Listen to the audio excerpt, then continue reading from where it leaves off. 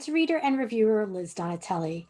Welcome to Reader Seeks Romance, a romance novel talk show that features entertaining interviews with authors and publishing insiders.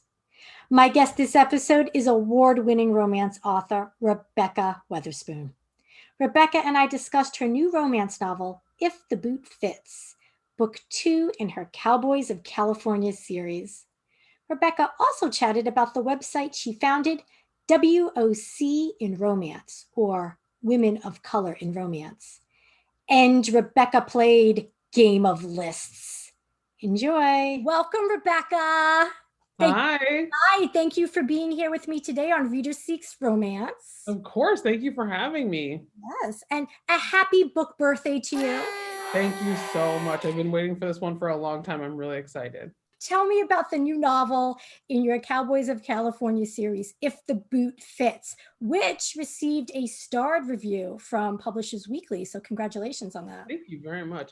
If the Boot Fits, it's the second book in the Cowboys of California series. The first one, A Cowboy to Remember, is a Sleeping Beauty retelling with an amnesia twist, because I didn't know how to keep a heroine asleep for 75% of the book, so we went with amnesia. If the Boot Fits is a Cinderella retelling, and that stars the hero from the first book, Zach. It's his younger brother, Sam, who is an actor, and he's also a cowboy as well. And his love interest, Amanda, is a personal assistant to a nightmare of an actress. And they meet at a kind of Vanity Fair style after party after Sam has just won an Oscar, and have an anonymous rendezvous, but they keep bumping into each other. And, you know, in true Cinderella fashion, sometimes you just can't escape your prince. Now, you worked in entertainment, correct? I did, yes. Okay, so how much of your experiences made it into the novel in some way, shape, or form? Some of my experiences. I worked on some reality TV shows and some films. So I've never done scripted television before. So I kind of had to fudge that a little bit.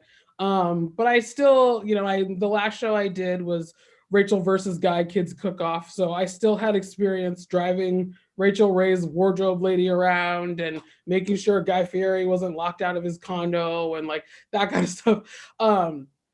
So I had experience with working with people and working with famous people, and some of them are lovely and some of them not so much. Did Guy Fieri frequently lock himself out of his condo? I don't think this is confidential. Our first night of production, he did lock himself out of his condo. He got back in, but it was like a whole thing. He had to like climb through a window, and I had to bring spare keys. It was fine, but yes, that did happen. So then the third book is going to be about Jesse? That's going to be about their oldest brother, Jesse, yes. Okay. And are you able to say which fairy tale is inspiring his story? So that's going to be a Beauty and the Beast inspired fairy tale. Oh, I was so hoping you would say that. Beauty and the Beast is my favorite fairy tale, and Cinderella is my second favorite, but Beauty and the Beast in every iteration, mostly because I love like a grumpy hero with a heart of gold, but also like one of my love languages is giving gifts. And even in the original fairy tale, part of the enchantment of Belle's time with the Beast is that he's showering her with gifts the whole time.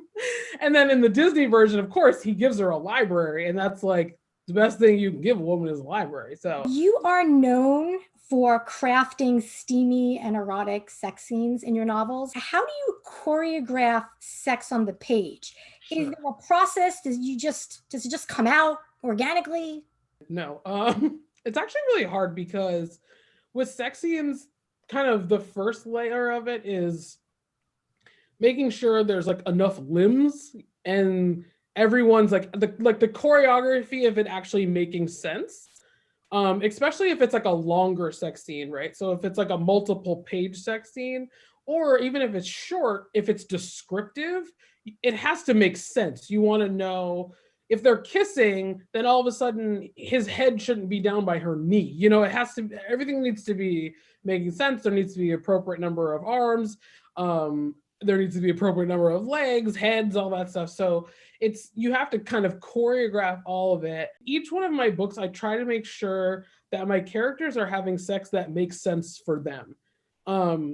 I feel like in crafting book 3, and as readers will see, Jesse is like his own guy. He's very different from Zach and Sam, and I feel like Zach, especially in book 1, he's kind of silly, but he also is someone who thinks he's very suave.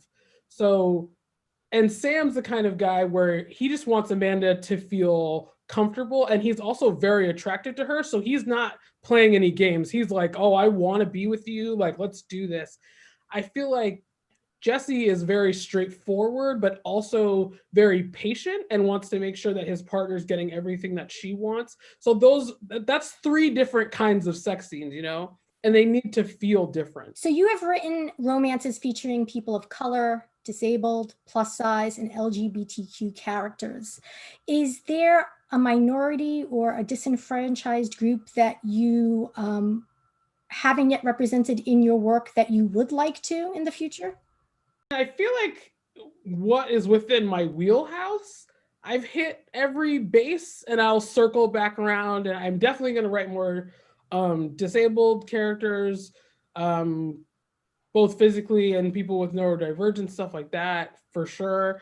Yeah, I mean, I feel like I've hit all the bases for stuff that like is appropriate for me to write. There's some stuff that I probably won't ever write from a main character point of view, I don't think.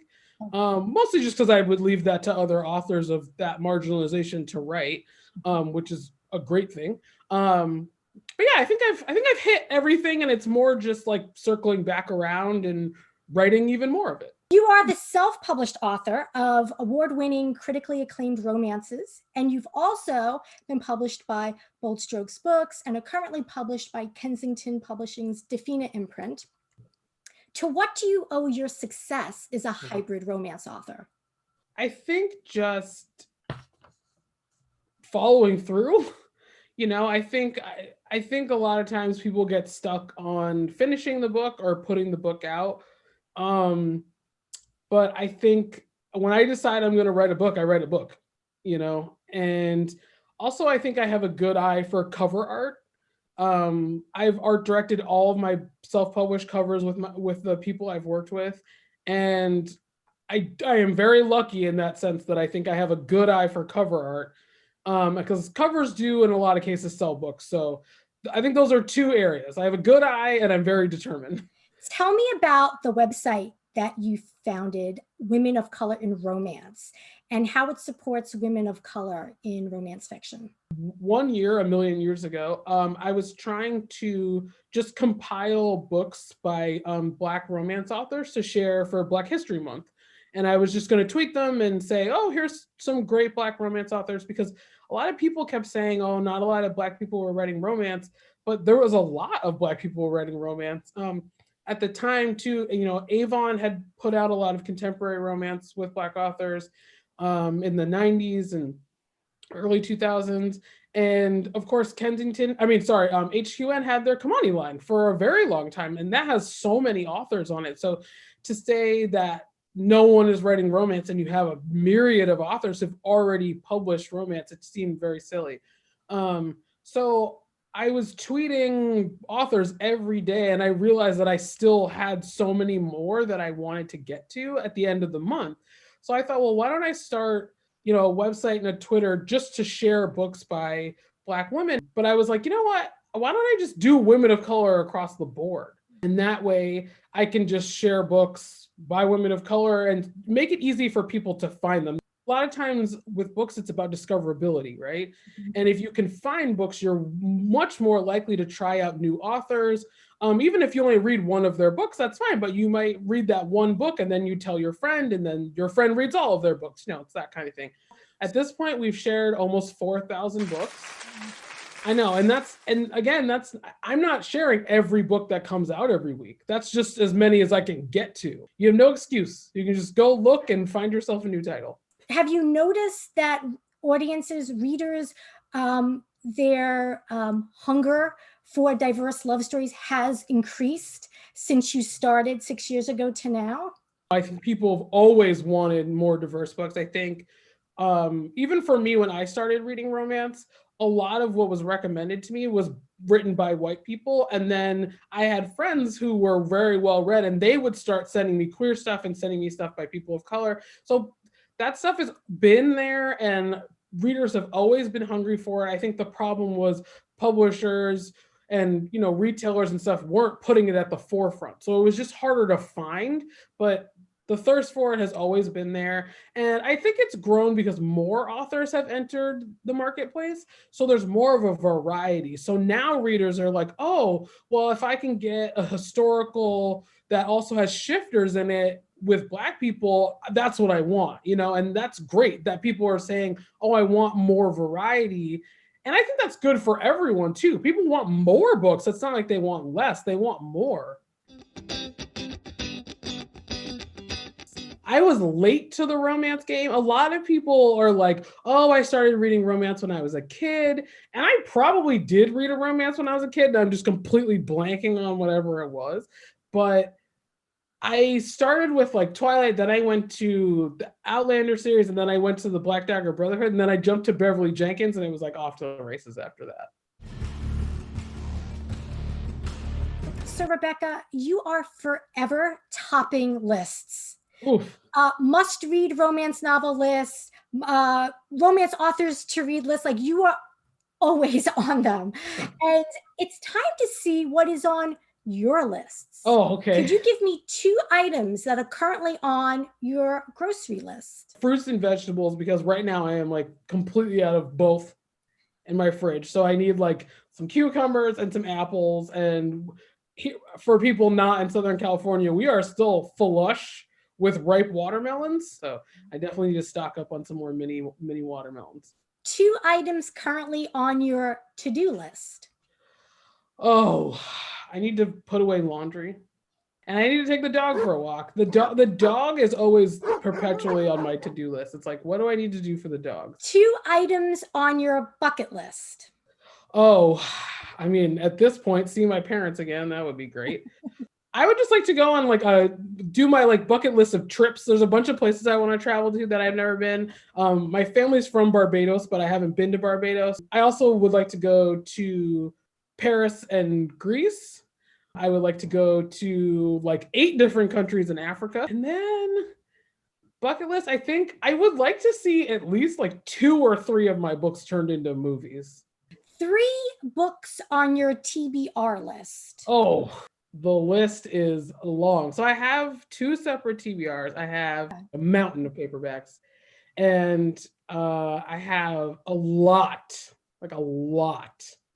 on my Kindle. So Temporary Wife Temptation by J.C. Lee, that's one I have that I've really been wanting to read.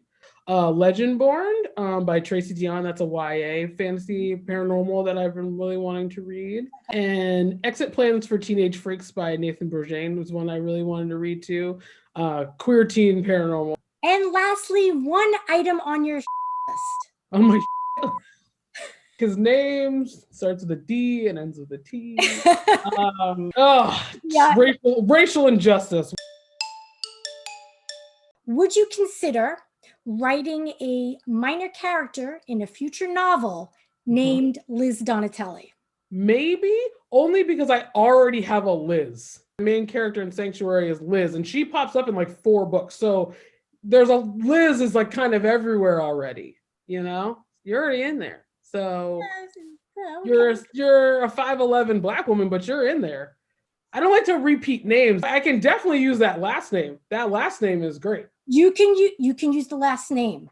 That last name that's a winner. But you're already there. Liz is already. All right, then I'll take that. And if you could squeeze Donatelli in somewhere in the future, I'll take that as I do, Liz Donatelli. Done.